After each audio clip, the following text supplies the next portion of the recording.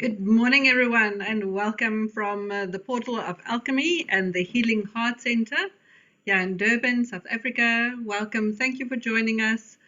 Yes, this is an open forum where we'll be discussing all the heart matters. And if you, hello, Owen. If you have any questions, then please just leave them in the chat box, or you can unmute yourself and just ask or raise a hand in the reactions. I would love it just to be interactive and a sharing session if you in for it. Okay, so let's just get this screen sharing done. There you go. I see that a few are still trying to connect with audio. I just hope that they can at least hear us fine.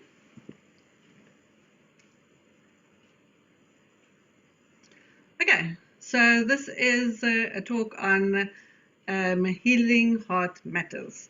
And it's one of the reasons why I've started the Healing Heart Center. Just a second, I just want to let my cat in.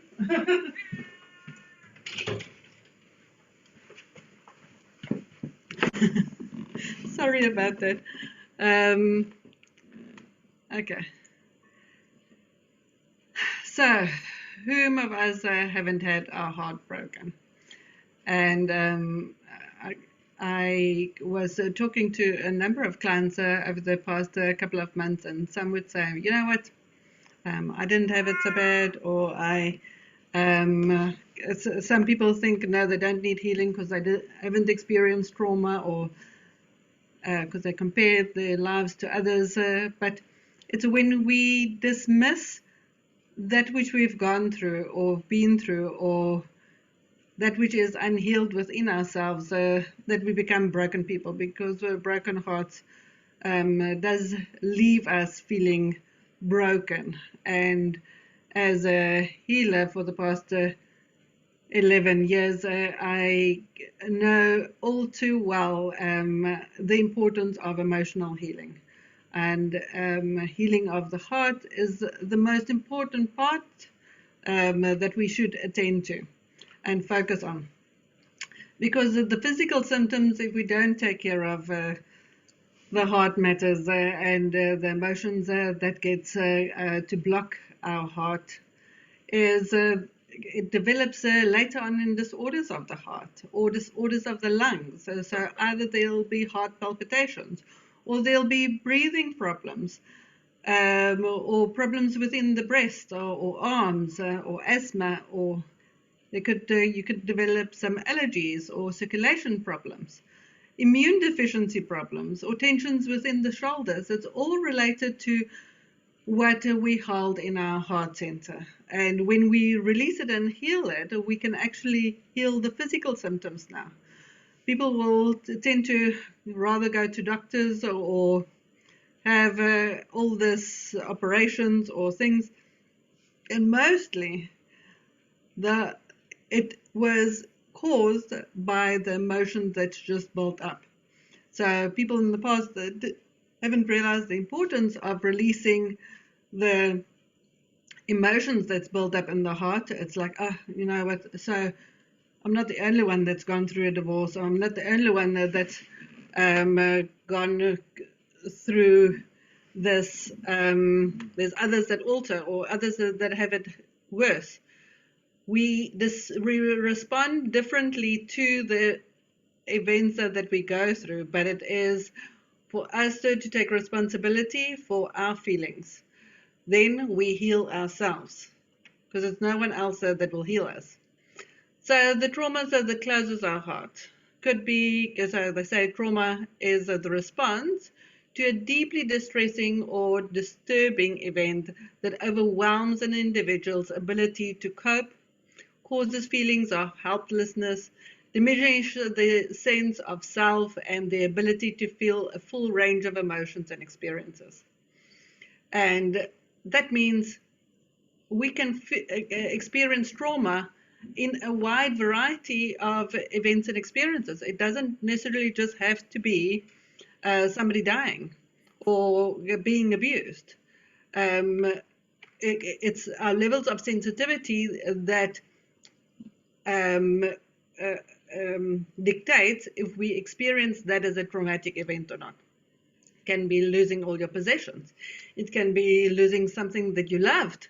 It can be being bullied, either as a child or feeling victimized and bullied at work, or by an inconsiderate boss. There can be major challenges like moving home, can be very stressful. I've moved about 9 times in the past 2.5 years, so I understand that. But finally, I found a place that I love. It's got the energy that I wanted, the environment that I wanted. So sometimes it's necessary, but it's still challenging. And sometimes we can feel so challenged by our challenges that we need to catch up with ourselves and just to recalibrate and just get back to a new normal. The other traumas could be a loss of a loved one, and the loved one can be a pet. I've sometimes have clients that struggle a lot more to deal with the trauma of losing a pet because they gave unconditional love compared to family members that they got conditional love, or where the relationships hasn't been that harmonious. So it's not to dismiss, oh, you've just lost a dog, get over it. No, it's for some, it's they need a lot more sessions to help them through that. It can also be through divorce or separation, bereavement. Natural disasters can cause trauma, clinical illness, violence, and then major disease and this COVID situation that causes people distress. And sometimes they get symptoms of whatever they get to fear just because of holding on to that fear.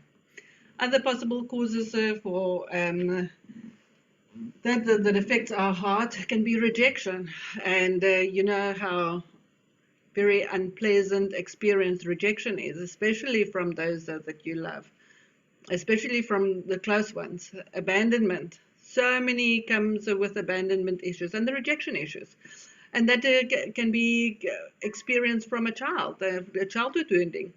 But it's usually, in the past life regressions that I do for people, the healings that I do in there, the rejection and the abandonment has come through lifetimes. And we came here in this lifetime to heal it, to clear it and to heal it and to shift it so that no of the future us still have to deal with this. So in this lifetime, it's so important to feel the emotions and to be able to shift them, to experience a different reality, a different outcome, different things. It could also be a loss of various things, as I said. Shaming. Oh, shaming is a big thing, especially if you've been shamed as a child. Your childhood friends or school friends or whatever, that causes a tremendous heartache as well.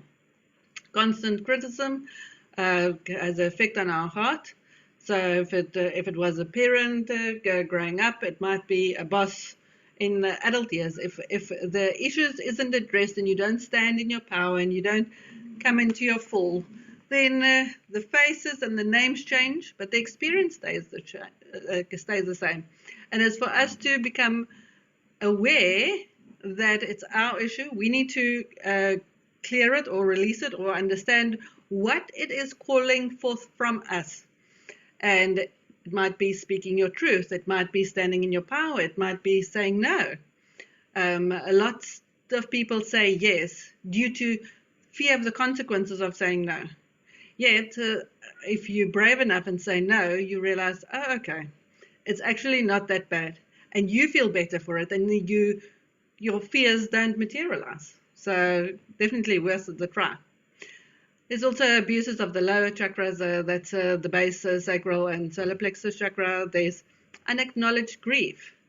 Sometimes traumatic events happen in childhood, and it's like, either you don't cry, or you don't feel, or you're not allowed to go to the funeral, or this. And it's like your emotions are never acknowledged. So you become an adult that don't acknowledge your own emotions. And that then builds up as negative energy within the heart, because then you tend to be hard on yourself as the ones that you were with as a child was hard on you. There's also conditional love that affects us. It's like, I'll love you if you act this way, or I'll love you if you do this for me. Well, there's conditions to the love that I gave you. So best you perform, then you'll get my love. And that love is never worth getting in the first place. So losing that is no loss at all. Then there's growing up in a loveless environment, or being in a relationship or married. I mean, even I have a number of clients that are in loveless marriages. And that is also not a way to find happiness and joy. It's very, very difficult, very, extremely difficult. And then betrayals. And it's usually the ones closest to us that causes this effect of betrayals. And that has a tremendous effect on our heart. That takes a long time for healing. And if you just think, okay, let me just bury it, let me just turn my eyes away from it, let me just pretend it wasn't. Those people tend to become bitter. And you think you can't trust people, and you actually don't like the person that you become due to the emotions that you harbor on the inside. So the only one that you are harming is yourself by feeling this. So we look at the emotional spiral. There's feel-good emotions that takes us up and feel higher, and there's feel-bad emotions that spirals down, makes us feel worse. And it's like, if the mind, as soon as the mind grabs onto a negative thought, it's very powerful. It's like boredom or pessimism. It turns into frustration, irritation, impatience, and that then turns into overwhelmment, and that in disappointment, and that into doubt, worry, blame, discouragement, then anger, then revenge, then hatred and rage, then jealousy, then insecurity, guilt, unworthiness. And it spirals down up to fear, grief, depression, powerlessness, and victimhood. And so many people these days are antidepressants because of the collective fear and the collective energies just being so heavy and just dragging people down. And it's like, especially when you are attached to a loved one or a friend or somebody that you are close to, when you attach to that and they are there, it's like having a ball and chain around your ankle, and they're busy drowning and you're drowning with them. And that's not good. You're not serving anyone by being attached to them and feeling the emotions to the way that they feel and go where they are going. You can't save someone that way. So that's where you sympathize to, oh, shame, poor you. Yes, you're a victim. Yes, you're that. You're both just going down. It's for you to stay on the, I want to say, left-hand side. If you, we're all working, works in progress of trying to be on the left-hand side a lot more than the right-hand side, because the right-hand side is not that pleasurable experience. Most have their master's degree in those emotions, know them well, have visited them often, know exactly how they're feeling. But it's for us to shift it to that which on the left-hand side, where you can just raise your frequency to come into contentment, and then raise it again, and then you become hopeful, and then raise it again, and then you feel that optimism building. And as you allow that and you stay in that, then you raise it to positive expectations and belief, and raise it into enthusiasm, where you can become enthusiastic about life again, into passion, into joy, knowledge, empowerment, freedom, love, and appreciation. And that is what I like to shift people from feeling very much like they feel on the right-hand side column to the left-hand side. And it's like, sometimes I wish I could take snapshots of people as they sit in front of me. It's like the before session and the after session is just like chalk and cheese. You can't believe it's the same person. They still have the same circumstances, the same events, but just the perception changes, the feeling changes, so the energy changes, and it becomes a whole different experience. And the vantage point and how you respond to that, to just taking the good and learning from it and finding closure. So when we go through these heartaches and pains of especially loss or trauma or anything like that, the first process in the grieving process is shock and denial. Are so shocked by the experience, you can't believe it's true, because the previous day either you were still in a relationship or you were still married or you were still whatever, and suddenly the carpet is ripped from underneath your feet and you just find yourself in total unfamiliar new territory, and it's like everything that you believed and everything that you thought is forever is now suddenly not forever. And it can be loss of a job, it can be loss of a house, it can be any of those traumas. So the first response that we have is a shock, and you deny it. It can't be happening. I must be living a nightmare. I must be this can't be true. Can somebody just wake me up? Can somebody just pinch me? Can this please just stop? Then people usually go over into anger and blame.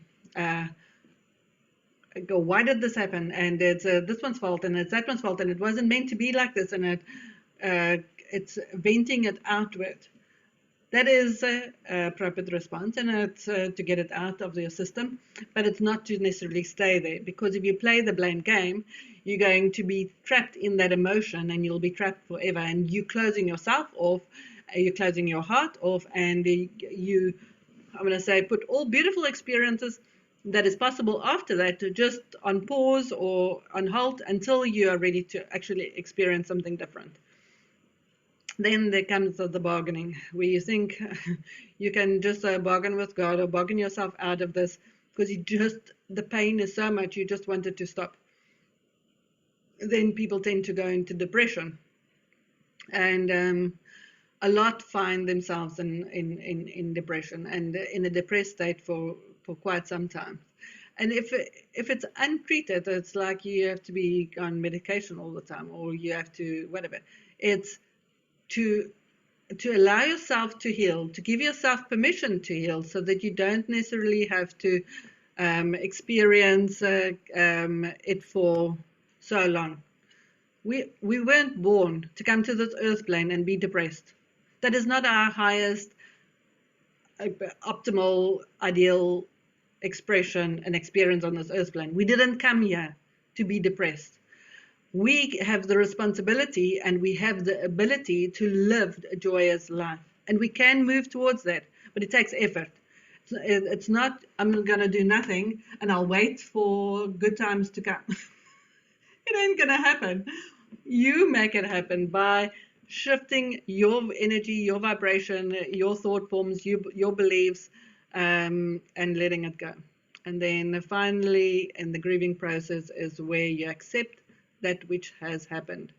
And after acceptance, you actually, when you see the gift of that traumatic event, because every traumatic event has a far greater or equal gift or benefit in it, and not everybody sees it. So you first just look at, no, but it was traumatic, no, it was bad, no, it wasn't meant to be, no, the person died way before their years, or this was the wrong timing.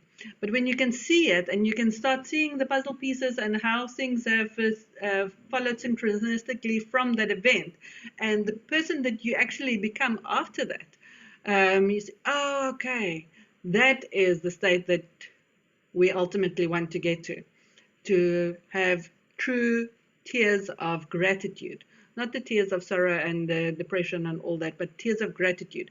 That is where you are so joyful and grateful to Source, the Creator, and your guides and yourself for having this experience, walking through terrible lessons. That is ultimately. So I'm just going to share with you some practical tips for healing. If you have any heart matters that needs attention, It's a perfect time to release it. First of all, it's take one step at a time.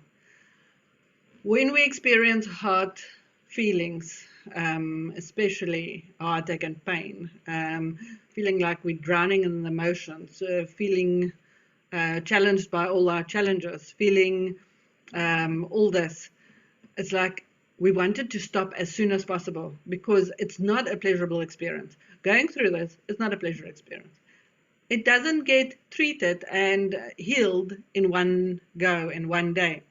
So it's to allow yourself, to give yourself the time to take one step at a time, one day at a time. And just for that day, do your best.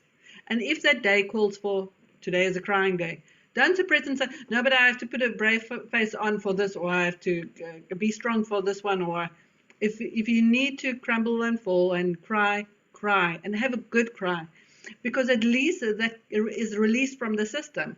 Else, the crying is just suppressed, and one day when you're joyous, then suddenly the floodgates open up and you burst out crying, and they say, but it's now a joyful experience, so why are you crying now? But it's like then you let your guard down and then everything comes up and it spoils the good moment. So best, I want to say, when you feel bad, go into those emotions, feel it, release it, because it is ultimately for you is one step closer to finding joy again, to finding life after this events again.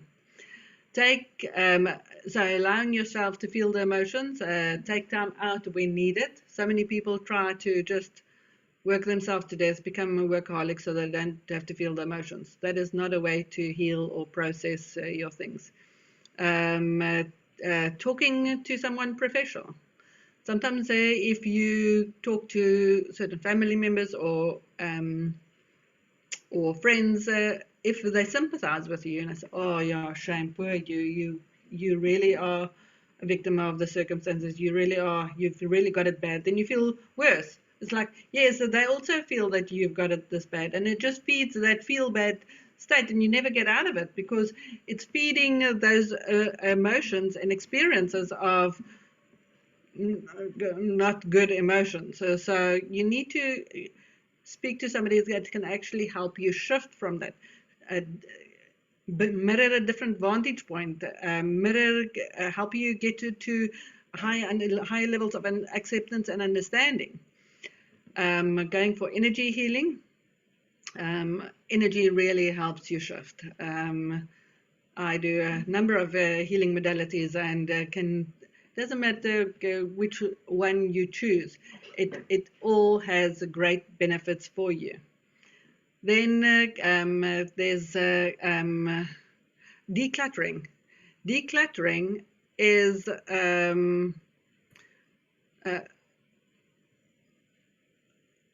yeah, thanks, Priscilla. Exactly. Decluttering is very important because it's to see what do you have in your environment. And when I've gone through a process of decluttering now for about at least 3 years, but letting go. And somebody suggested, you know what, you look at an item and say, okay, when I look at this item, does it remind me of the sad times? Does it remind me of the past? Does it bring feel bad emotions? Does it remind me of the fights that we had? Does it remind me that they're not here, or that they're not talking to me, or that, what is it, by just looking at this item, what feelings does it invoke in you? It might be a pretty vase. Others have no emotional attachment to that, but what is your emotional attachment to it? And when you pick it up and say, okay, you know what, this is a memory of joy, and when I drink of it, I feel so joyful. I can put water in there, and I'm back to joy. It's to have only that. We still have good memories, good feelings, good energy, and brings joy. It's like, does it invoke excitement and joy and feel good emotions, or does it drag your emotions down? Because it's those little things in our house, in our environment, at work, that is triggers. So although it's subconscious triggers, we don't get to understand why we're feeling bad, but it's because we are triggered with 100 things in our house, without realizing the triggers. And when you truly go and sit with it one item at a time, okay, are you still saying, or are you going? Then you actually get to clear. Then you invite new experiences and new feel-good things into your life, things that's practical, things that work. If it doesn't work, it needs to go out. So let go when you're ready. Sometimes people aren't ready to let go. And again, there's a time and place for everything. It's I don't take people into and force them to let go. It's like if today they just want the energy, then I just give them the energy. If tomorrow they say, you know what, I've cried enough now, I've held on for enough now, I'm now ready to let go, then I help them let go. So it's like you can't force yourself for certain things. You can only allow yourself to be ready when you are ready, and then face it and go through it. Then there's also journaling. I can highly recommend journaling. And then okay, so journaling help us that the negative that we can release the emotions that we hold on the inside. So if you've got toxic, heavy emotions and feelings on the inside, by journaling you actually get it out. So I always suggest having two journals. One journal that you write all the feel-good stuff and your positive affirmations and positive feelings, and the feel-bad one you write, you fold it in four and you burn it. Don't hold on to all those writings of the betrayals and the heartache and all that has gone wrong in your life. Then it's to go through that exercise of saying, I'm sorry, please forgive me, I love you, and thank you. Not only with the others, but also with yourself. So, saying sorry to yourself for what you've gone through.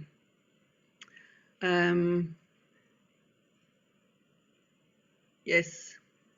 Thank you, Priscilla and Owen, for those comments. Totally agree. So it's forgiving yourself for trusting the person, forgiving yourself for having chosen the lesson, to get back to self-love, because we tend to externalize, so we tend to outsource love and say, okay, so who will love me? Who will conditionally love me? And then accept that in the shape or form that it comes in, and then it's taken away, and then you feel loveless again. It's like love is an in-source business. So you have to find it within, and then when you have it, you can share it. But while you don't have it, you can't share it. So it's to get back to really, really deeply loving yourself, and then thanking yourself for being brave, for signing up, for walking through these most difficult, challenging lessons in self-mastery, because that's ultimately what we get from that. Then we are in the process collectively from moving from a 3D to a 5D. And I included this in the Heart Matters presentation because we are actually moving into the heart, and it's to understand. So if we look at the 3D, 3D is where there used to be suffering and war and lack and ignorance and trapped in the matrix. But when we shift our focus and when we raise our vibration and when we go through these things, and first the ascension of consciousness is ego association, service to self, duality, polarization, labels. We put labels on everything, and we put labels on ourselves, and we feel bad about the labels others put on us. Control, separation, rules, status, everybody chasing a status. If I have this, then I'll be it, and then you get there, and then this status above you, and then you want to be that, and then and there's actually no status. Very focused on materialism, hardworking, linear thinking, fear, lower emotion, fear-based programming, lots and lots and lots and lots and lots of years and years and years of that, cause and effect, victim mentality, and dense, slow, and heavy. And when we shift and we awaken and we shift our vibration into 4D, there's a more mixed state, gateway. You start to become conscious beings. There's expanding of consciousness. There's challenging all the belief systems. So if it's always been done like this, it doesn't mean that in future it must still be done. It's like, face it, review it. It's like, is it working? Is it working for me? Is it working for humanity? Is this actually bringing us somewhere, or is this outmoded, outdated, and past expiry date? What can we let go of and change? There's a comparison, duality still. There's seeking answers, because you become a seeker. You want to know more. So you're in that process of, okay, so if it's not this, then what else? What other options of thinking, doing, behaving is there for me? Then there's understanding structures, awareness of the connection, more compassion, alignment with purpose. That's a deep thing that I feel these days. A lot of my clients are expressing that they would like to align with their purpose. They don't always know what their highest purpose is, or what their soul plan is, or what that is. But they would like to align with it. And stating that intent, by just stating the intent, you already will be synchronistically matched up with people that will help you with that, and that will fire and ignite that within you, and then you can go from there. Remembering, I can remember when I started awakening, my first affirmation that I said is, I choose to remember.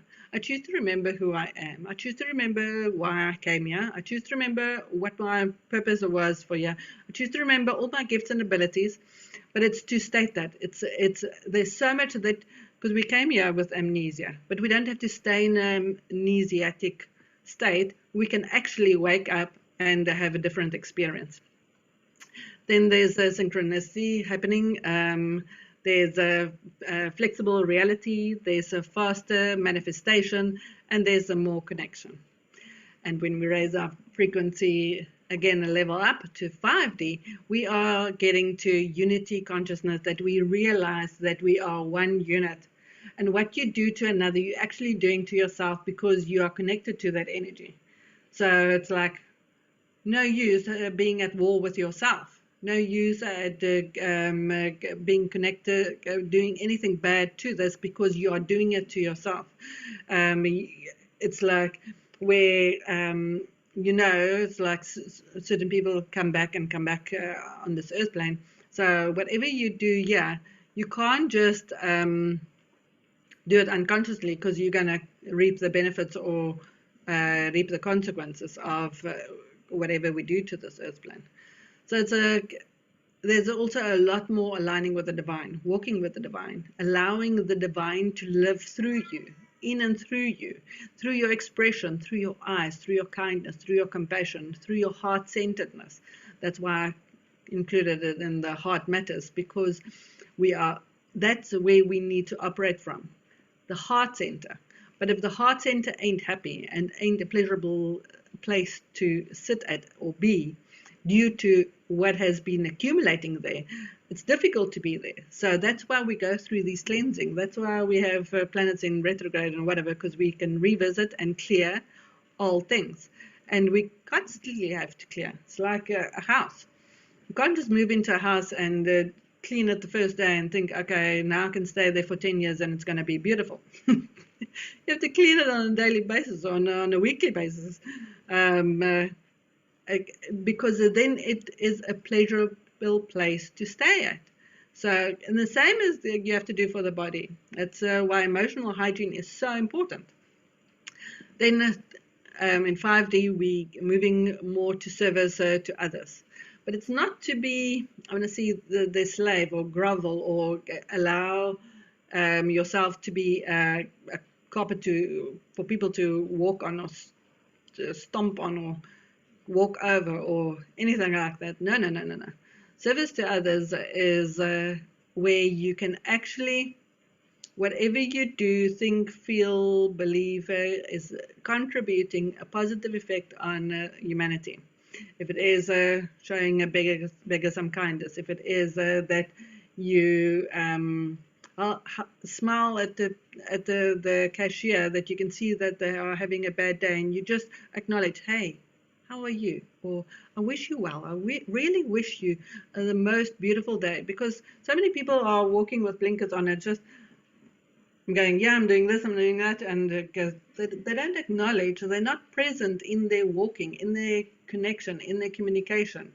So being present, purpose-based, connectedness, high frequencies. Well, this is a very pleasurable experience where you move into your authenticity, activated senses, and a flow state, into abundance, in source information, in unconditional sharing, in guided, supported, co-created energies, where things becomes effortless, light, easy, and you share the universal knowledge in whatever way, shape, or form that you can on this living earth. So 2 days ago, I was with a very dear friend of mine, and we were playing with the cards, and I asked her specifically a message that I can share with the group today, and I asked her, Spirit, what messages shall I include in my talk today? And I drew the hummingbird and joy, and I thought, how appropriate. And it was talking about lightening up. And that is what enlightenment is all about. It's dropping all these things that are heavy so that we can lighten up. And it says that life is not to be taken so seriously, and we do tend to take it so seriously. Life is very transitory and fleeting, and although we may interpret events in our life to considered worrisome, they're usually not that big of a deal, because in 5 years' time, whatever you're going through now won't even matter. Okay, it's what you go through doesn't define you. It's who you become that defines you, and you have control over that. You say what that will be. Then don't take everyday life too seriously. It's meant to be enjoyed, and it's that joyful feeling that I would like to share with people, that I would like to get them back into, because it's available to us all the time. That is our true state of being. That is our state of connected to source. It's following what brings your heart joy. Because if you live that, if you radiate that, if you bring that out into the world, then you make the world a better place. Because then you touch those lives, and other people are influenced by that, and other people benefit by that. So it's to really sit and ask yourself the question, what brings my heart joy? What is it that brings my heart joy? And yeah, that's so I'm going to stop here, because we'll go into questions and answers. So I just want to see. So if I had to ask you what brings your heart joy,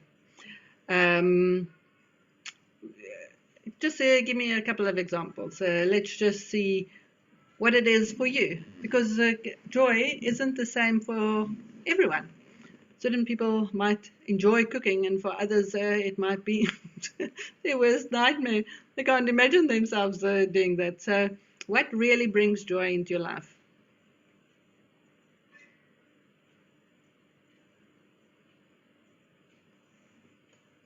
I'll check what.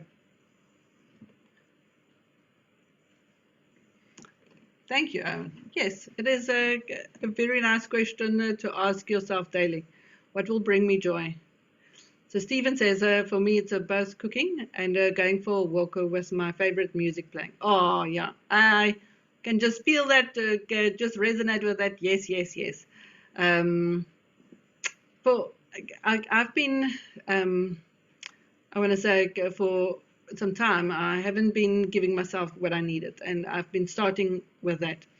And I've been so grateful to myself for, I want to say, investing in me, doing things for myself that I find joy in giving to me. I find joy, yes, in music, dancing, and drumming as well, yes. And it is it's like whatever, whenever we get to that feelings of joy, it just brings that hopefulness, excitement, and when we're in that vibration, we just tend to raise with it. And it is so important for us to just become aware of that and become the catalyst of that, so that we can raise and just, I'm going to say, become on a high without having to take any other substances to be on a high, but just high on life. Just be so in such a good vibration. And yes, as Stephen also said, it's like finding joy in the little things. I find simplicity is what brings me the most that lighter energy. Yes. In the past, I could never understand less is more, because I thought more is more. So I tend to have lots. And as I have peeled off the layers and let go and decluttered and whatever, I realized, oh yes, now that there's more space, I can move around. Now there's room for breathing. And now suddenly, because I've shifted the energies, I've let them go, I have I'm fully booked for this week. So I can see the positive result of doing the work. So what I'm speaking of today is not just, I want to say, book knowledge or what I wish it to be, but it's just my practical experience and what I've used. So thank you, Suki, for your comments. I really appreciate that. Any other questions? Anything that anybody wants to share before we end off? I just want to thank you all from the bottom of my heart for joining us today, and thank you for the Wellness Lifestyle Conference group for setting up these ones where we can all connect. Bless you all, and may you all have a beautiful and magical day, week, and take some joy in every single day. Lots of love. Bye. Thank you, Owen.